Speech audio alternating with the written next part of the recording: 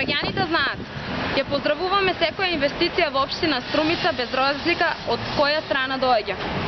Денешното свечено отпочнување со работа на проектот за гасификација на Струмица би можел да биде успешен, само доколку во себе не ги содржи истите непознаници и нејасноти што уште пред отпочнувањето на градежните работи ги содржеше и проектот Глобал.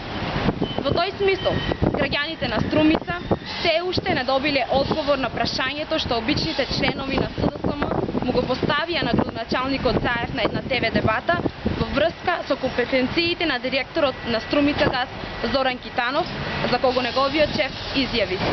Цитирам: "Честот знае да го истори млекото." Се поставува прашањето: до кога локалните моќници на СДСМ ќе се однесуваат како Струмица да е крава молозница, чие млеко тие ќе го сираат по улиците на Струмица? Што ако и овој пат, како и во случајот Глобал, заради неразчистени имотно-правни и други односи, граѓаните на Струмица бидат вовлечени во нов случај, овој пат наречен Глобал 2? Граѓаните имаат право да знаат.